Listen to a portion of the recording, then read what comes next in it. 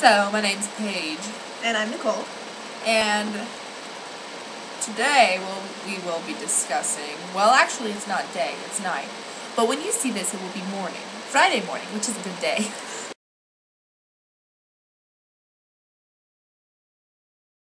Well, whenever we discuss this, what we're about to discuss will be discussed.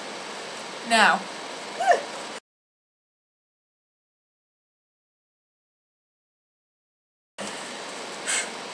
So, what we are going to discuss is the Federalist number 10 by James Madison and how he uses rhetorical strategies to prove his argument. Exactly, he's gonna prove it. The first rhetorical strategy that he uses is definition. Definition. What's the definition of definition, Nicole? Well, the definition would be when an author clarifies the meaning of a word in order to emphasize his or her point. Exactly, so an example would be, I hate cheese, and by cheese I mean you.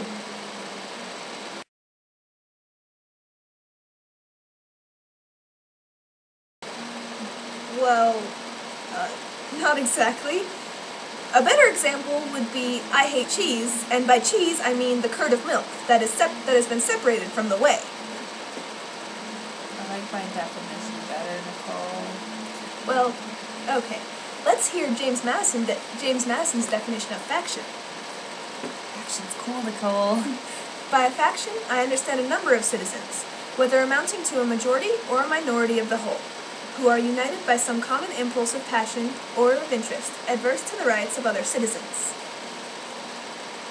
Faction's cool, Nicole. Yep, it is. The next thing we will be discussing is either-or syllogism. That one's a cool one. It's also known as disjunctive syllogism, and the definition would be when an author presents two conflicting ideas and disproves one, thus proving the other. So an example would be, either I'm going to eat my bacon, or my dog will.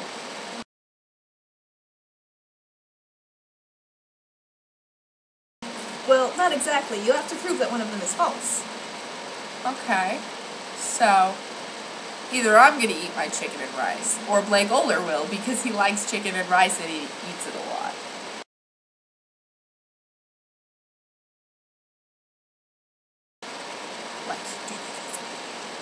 Well, actually, let's just hear how James Madison does it.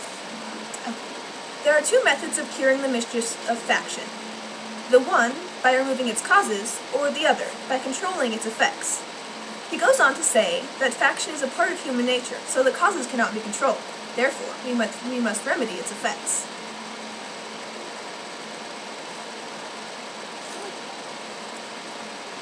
The next thing we are going to talk about is induction. Induction. Like when pedophiles take small children and never return them to their families. That's a good one.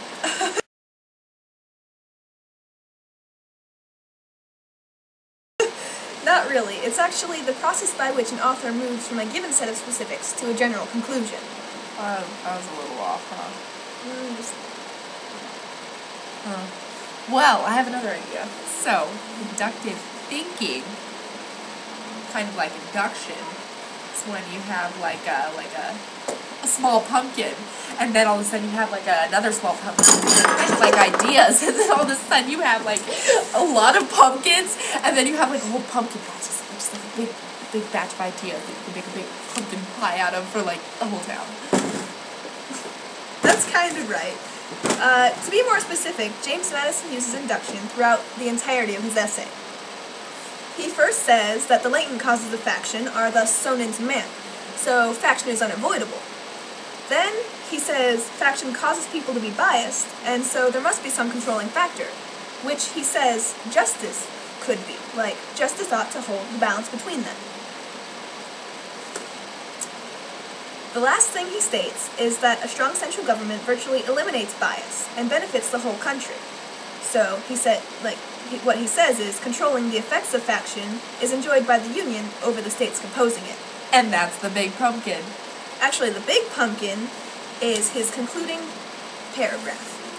In the extent and proper structure of the Union, therefore, we behold a Republican remedy for the diseases most incident to Republican government.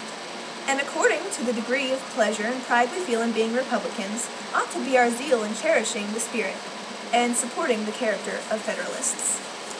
Yeah, that's your big problem.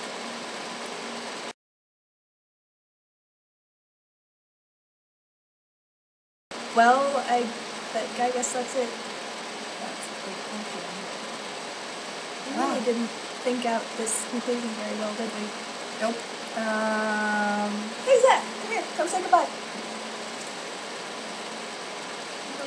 This is my nephew. Let's ask him what faction means. What's faction?